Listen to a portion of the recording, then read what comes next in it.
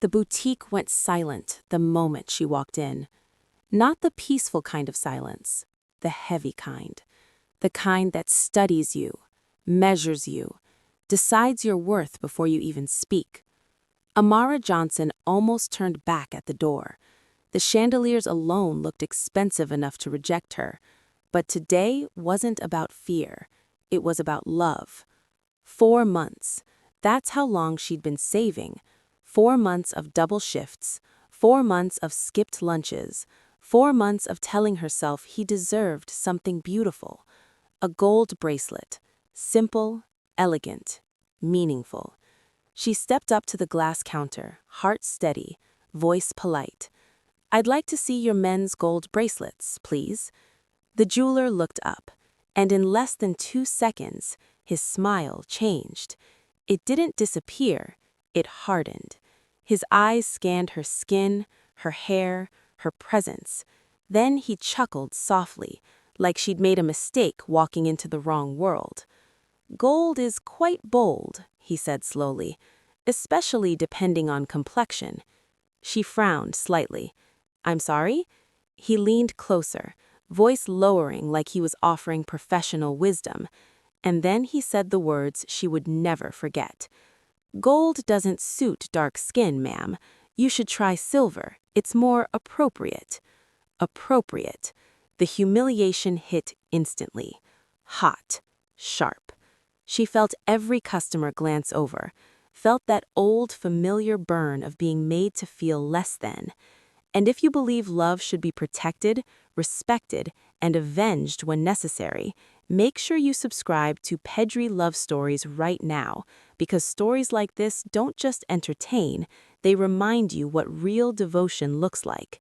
She was seconds away from turning around, from swallowing the insult like she had her whole life, until the door behind her opened and the atmosphere shifted. Not subtly, violently. Heavy footsteps struck the marble floor. Slow, controlled, dangerous. 3 men in black suits appeared outside the glass like statues. The jeweler's face drained of color before she even turned around, because he already knew who had walked in. Amara felt it before she saw him, that commanding presence that made conversations die mid-sentence. She turned, and her breath caught. Tall frame, tailored black suit, tattoo ink climbing his neck like dragons guarding a throne. Eyes sharp enough to cut glass. The most feared Mafia king in the city, standing right behind her, and judging by the way his gaze moved from her face to the jeweler, he had heard everything. What happened next didn't just humiliate the jeweler, it erased his business, his legacy, and everything his family had built for generations. Amara Johnson had walked past the boutique at least 100 times before she ever gathered the courage to enter it. The store sat on the most expensive corner of Lexington Avenue, where glass windows gleamed so brightly they reflected dreams more than reality. Inside those windows lived gold that looked like sunlight captured in metal, necklaces that belonged on royalty, bracelets that cost more than cars, rings that had probably sealed billion-dollar marriages. It was the kind of place people like Amara were expected to admire, not enter. But today was different. Today, fear had to take a back seat to love. She paused outside the door, staring at her reflection in the polished glass. Her dark skin glowed under the afternoon sun. Her curls were neatly styled. Her white blouse was freshly ironed, simple but elegant. She didn't look poor. She looked prepared. Still, her heart pounded like she was about to trespass into forbidden territory. Inside her purse was an envelope. Inside the envelope, 4 months of sacrifice. Late nursing shifts, weekend overtime, skipped dinners, canceled outings, $3,200 in savings. Every dollar tied to one purpose: buy him something meaningful. Not flashy, not extravagant, just something that said, "You are loved, you are valued, you are mine." She inhaled deeply and stepped inside. The boutique smelled like polished wood, velvet fabric, and generational wealth. Soft piano music floated through the air. Every display case sparkled under chandelier lighting designed to make diamonds look alive. A saleswoman glanced at Amara briefly, then quickly looked away. The jeweler himself stood behind the main counter, Mr. Whitmore, third-generation owner, a man whose family had sold luxury to elites for over 70 years. He looked up the moment she entered, and like a switch flipping, his professional smile hesitated. Not gone, but reduced, measured. His eyes scanned her with quiet calculation. Skin tone, clothes, shoes, hair, worth. He already thought he knew her budget before she spoke. "Good afternoon," he said politely but coolly. "How may I assist you?" Amara returned the politeness. "I'd like to see your men's gold bracelets." There it was again, that micro pause, that flicker in his eyes. He forced a smile. "Gold is quite bold," he replied slowly. She blinked. "I'm sorry?" He stepped closer to the counter, lowering his voice like he was offering exclusive expertise. "Gold can be tricky depending on complexion." The word hung in the air. Heavy, uncomfortable. Amara's stomach tightened, but she stayed composed. "I still want to see your gold bracelets." He chuckled softly, condescendingly, then gestured vaguely toward the back of the store. "We do have some silver options that might suit you better, and they're far more affordable." Affordable. There it was again. The assumption, the dismissal wrapped in politeness. Amara felt heat crawl up her neck. "I didn't ask for silver," she said calmly. "I asked for gold." His smile thinned, and then he leaned forward and said the sentence that would ignite everything. "Gold doesn't suit dark skin, ma'am. Silver is more appropriate." Time slowed. The words echoed like a slap inside her skull. Gold doesn't suit dark skin? She had heard prejudice before, felt it in classrooms, hospitals, stores, but never this directly, never this confidently delivered like professional advice. She felt eyes turning toward her, customers pretending not to listen, but listening. Humiliation burned under her skin. Her first instinct was survival. Smile politely, leave quietly, preserve dignity, the way she always had. But today she had walked in with love in her heart, and love made humiliation harder to swallow.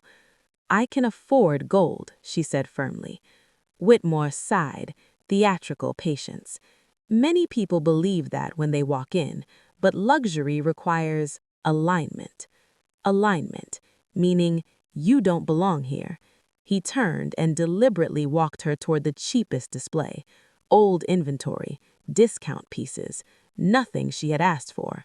Her fingers curled into her palm, part anger, part shame, part heartbreak. She stared at the bracelet tray, but her vision blurred, not from tears, from restraint. She was about to speak again when the bell above the door rang. But this time, the silence that followed was different. Not judgmental, fearful, heavy. Heavy footsteps entered behind her, slow, measured, commanding. Every staff member straightened instantly. Amara turned slightly and noticed the jeweler's face lose color. Not discomfort, panic, real panic, the kind powerful men inspire. She felt the shift in the air before she even saw him, that presence like a storm wearing human skin. She turned fully, and her breath caught in her throat. J. Min Park stood at the entrance, tall, broad-shouldered, dressed in a perfectly tailored black suit. Tattoo ink curled up his neck like living dragons. His gaze scanned the store once, then landed on her and softened instantly. He walked towards her slowly, bodyguards visible through the glass outside. Customers parted unconsciously to make space. When he reached her, he didn't speak immediately. His hand lifted gently to her chin, tilting her face up, reading her expression like a confession. His voice, when it came, was low, protective, dangerously calm. "Why do you look upset?" She forced a smile. "I'm fine." His eyes didn't believe her. They shifted to the jeweler. And in that moment, the temperature in the boutique dropped 10 degrees. "What happened?" he asked. Whitmore swallowed hard. "Just a misunderstanding, sir." Amara spoke before she could stop herself. "He said gold doesn't suit dark skin." Silence fell like a guillotine. Jamin didn't explode, didn't shout, didn't threaten. He simply went still, which was far more terrifying. Because men like him didn't react emotionally, they reacted decisively. He looked at the jeweler the way predators study prey, then spoke 3 words that would change everything. "Show me the vault." The boutique's air changed the moment Jamin spoke those 3 words. "Show me the vault." It wasn't loud, it wasn't shouted, but it carried authority so absolute it felt like gravity had shifted inside the room. Mr. Whitmore blinked rapidly, as if hoping he'd misheard. "Sir, I beg your pardon?" Jamin didn't move, didn't repeat himself louder. He simply held the jeweler's gaze, steady, cold, immovable. "The vault," he said again, "where you keep your most expensive gold pieces." The staff froze. Customers pretended to browse, but were now openly watching. Whitmore swallowed, Adam's apple trembling. "That inventory is reserved for private clients." Jamin reached into his inner suit pocket, slowly, deliberately, and placed a black card on the glass counter. American Express Centurion, the kind of card that didn't have a limit because the people who carried it lived beyond limits. The faint click of metal on glass sounded louder than thunder. "I'm buying everything inside," he said calmly. Amara's breath caught. "Jamin," she whispered, stepping closer, "you don't have to." He didn't even look at her. Not because he was ignoring her, but because his focus was locked on the man who had humiliated her. Whitmore's hands began to shake. "Sir, the vault contains over $5 million in inventory." Jamin nodded once. "Then you should open it quickly." Silence stretched painfully. Finally, Whitmore turned and walked toward the back hallway. His steps were unsteady, like a man walking toward his own sentencing. The vault door was hidden behind reinforced steel and biometric locks. It took him 3 attempts to enter the code correctly. His fingers trembled too badly to cooperate. When the door finally opened, even Amara gasped. Inside looked less like storage and more like a treasury stolen from royalty. Shelves lined in black velvet, gold glowing under recessed lighting, diamond chokers heavy enough to anchor necks, 24-karat bangles polished to mirror shine, ancient heirloom sets once worn by European aristocracy, rings crowned with emeralds, rubies, sapphires the size of marbles. Every piece radiated wealth, legacy, power, and Jamin looked at it all with complete indifference. "As I said," he murmured, "everything." Staff members rushed forward, stunned but obedient. Trays were removed, catalog scanners activated, inventory lists printed in real time. Amara stepped beside him, voice urgent but soft. "Stop, please." He finally looked at her, and the contrast in his expression nearly broke her heart. For the jeweler, there was ice. For her, warmth. "They humiliated you," he said quietly. "I've survived worse." His jaw tightened. "That's exactly why I won't tolerate it." She touched his arm, grounding him. "I didn't come here for revenge. I came here for love." That sentence did something to him, something deeper than anger. But the decision had already been set in motion. Employees continued packing millions into secured cases. Whitmore stood in the corner, watching his family legacy leave shelf by shelf. Then Jamin made another move no one expected. He pulled out his phone. dialed one number. "They're ready," he said simply when the line connected. "Bring the legal team. Acquisition documents, too." Whitmore's head snapped up. "Acquisition?" Jae-min ended the call before explaining. Amara frowned slightly. "What are you doing now?" "I'm buying the building," he replied calmly. The jeweler staggered forward. "You can't be serious. This store has been in my family for 72 years. Jae-min adjusted his cufflinks. "Not for long." Whitmore's voice cracked. "It's not for sale." Jae-min finally smiled, but it wasn't kind. "Everything is for sale. The difference is price and pressure." Within 40 minutes, black SUVs lined the street. Lawyers entered. Financial officers followed.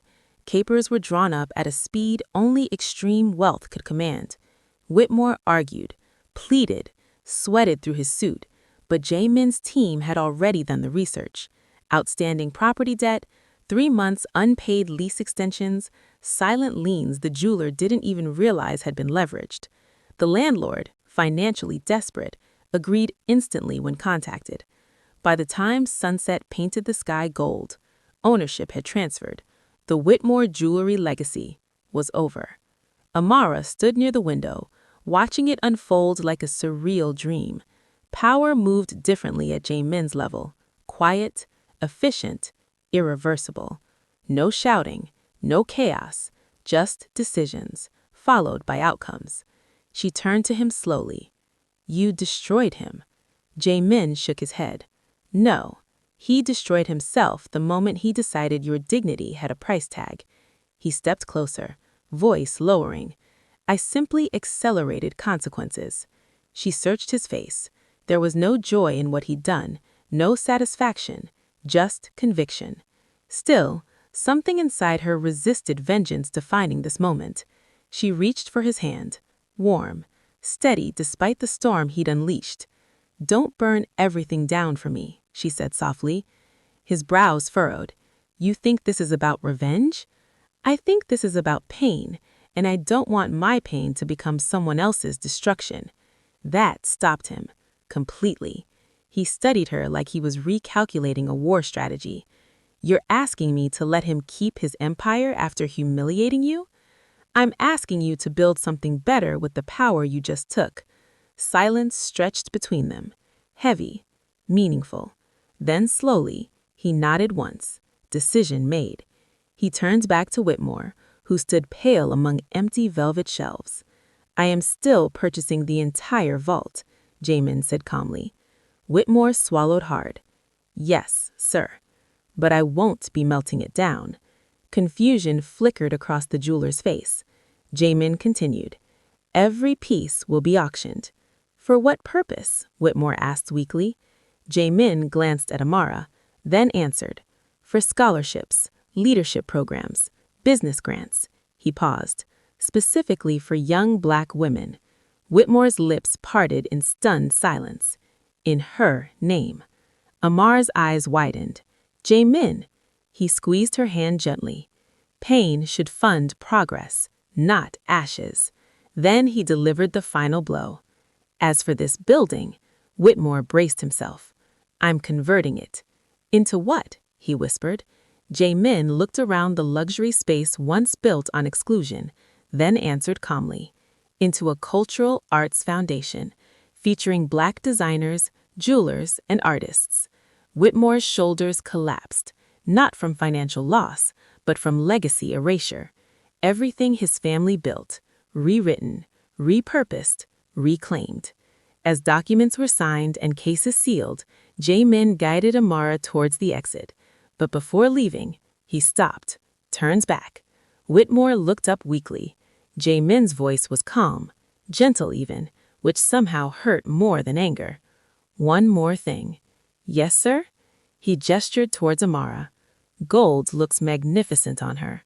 Whitmore said nothing, had nothing left to say. Jae-min finished quietly. "Pity you never had the vision to see it." Then he walked out, taking her hands with him. Outside, the evening sun painted the city gold.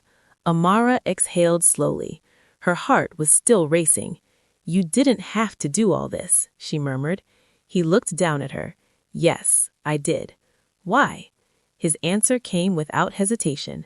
Because the world has too many men comfortable humiliating women they think no one will defend. He brushed his thumb gently across her knuckles. You will never stand alone in a room like that again. For the first time since the boutique, she felt the humiliation leave her chest, replaced not by revenge, but by protection, legacy, transformation. And though the jeweler tried to make her feel small, by the end of that day, her name was already being written onto a building he once owned. 3 weeks later, Amara stood across the street from the building that had once humiliated her, but it no longer looked the same. The glossy jewelry displays were gone. The gold-lettered Whitmore and Sons sign had been stripped from the marble facade. In its place hung a massive banner covered in silk cloth, waiting to be unveiled. Construction crews moved in and out, carrying art installations instead of jewelry cases. The entire energy of the space had changed. It no longer felt exclusive, it felt intentional. Amara folded her arms nervously as traffic hummed behind her. "You've been quiet since we got here," Jaimin said beside her. She glanced up at him. "I'm trying to understand what you've done." He didn't answer immediately. Instead, he nodded toward the entrance. "Come see." Inside, the transformation was breathtaking. Where glass cases once displayed diamonds, now stood sculpted podiums featuring Black designers' work. Portraits of dark-skinned women in gold crowns lined the walls like royalty reclaimed from history. Lighting had been redesigned, warmer, richer, made to celebrate melanin instead of mute it. Amara walked slowly through the space, absorbing every detail. "This is," she whispered. "Yours," Jaimin finished. She stopped walking, turned to him. "What do you mean, mine?" He gestured toward the main wall, still covered by silk drapery. "Unveil it." Her heart pounded as she stepped forward. Her fingers trembled slightly as she pulled the silk cord. The cloth fell, revealing a gold-plated inscription engraved into marble. "The Amara Johnson Gold and Arts Foundation." She froze. Her breath left her lungs in one sharp exhale. "You named it after me." Jaimin's voice was soft behind her. "You turned humiliation into dignity. That deserves permanence." She turned slowly, eyes already glassed with emotion. "You didn't destroy his legacy." He shook his head. "No, I replaced it." He walked her toward the central exhibit hall. There, encased in crystal glass, sat the entire Whitmore vault collection, but no longer for private buyers. Each piece had a digital plaque beside it. "Auction lot, funding women of color in business and arts." Amara read the descriptions in stunned silence. Full scholarships, startup grants, international design residencies, leadership academies, all funded by the jewelry once used to exclude women like her. Tears slipped down her cheeks before she could stop them. "You turned his prejudice into opportunity." Jaimin stepped closer. "Pain is powerful," he said quietly, "but only if it builds something after it breaks you." She laughed softly through tears. "You're terrifying when you're wise." He smirked slightly. "Don't spread that rumor. I have a reputation to maintain." They moved toward a private display room. Inside, a single velvet pedestal stood beneath spotlight lighting. On it rested a bracelet unlike any other in the building, custom designed, rich 24-karat gold, intricate African filigree patterns fused with Korean dragon engravings, two cultures woven into one story. Amara's breath caught. "Jaimin!" He opened the case himself, lifted the bracelet gently. "I had it made for you," he said. She extended her wrist instinctively. He fastened it slowly, reverently, like placing a crown. The gold glowed against her skin. radiant, undeniably perfect. Inside the band was an engraving. She read it aloud, voice trembling. Gold shines brightest on queens. She covered her mouth, overwhelmed. You still think gold doesn't suit me? She asked playfully through tears. His answer was immediate. Gold was invented for you. Later that evening, they stepped back outside. The unveiling ceremony had drawn media, artists, and community leaders. Young black girls stood near the entrance, staring wide-eyed at the building. Amara watched them quietly. "They remind me of myself," she whispered. Jaimin followed her gaze. "Except they'll grow up walking into spaces like this without fear." She nodded slowly. "That's the difference legacy makes." Workers finished installing the final plaque near the entrance. It read, "Beauty has no complexion, dignity has no price, and gold belongs to anyone brave enough to wear it." Amara exhaled deeply. 3 weeks ago, she had walked into this building carrying insecurity wrapped in savings. Today, her name was carved into its foundation. Her pain had funded futures. Her humiliation had built opportunity. She turned to Jaimin.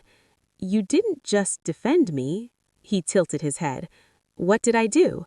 She smiled softly. "You made sure no woman after me would feel that small in this city again." He didn't reply immediately. Instead, he reached for her hand, interlacing their fingers, grounding her in the present after everything they'd changed. "Anyone who stands beside me will never stand beneath anyone else." As the sun set, the building's exterior lights came alive. Golden illumination bathed the marble walls, reflecting off her bracelet like captured sunlight. Amara looked down at it, then back at the foundation bearing her name, and she realized something profound. The jeweler had tried to define her worth in ounces of gold, but her true value had never been in what she could buy. It had been in what she inspired others to become. She leaned gently against Jaimin's shoulder. "Thank you for not choosing revenge." He kissed her forehead lightly. "Thank you for teaching me legacy is louder than revenge." Across the street, young girls took photos in front of the sign, laughing, dreaming, belonging. And for the first time since that humiliating day, Amara felt no trace of shame, only pride. Because the insult meant to shrink her had built something that would outlive them all. Like, subscribe, and join Pedri Love Stories for more powerful love stories. Thank you for watching and supporting our family.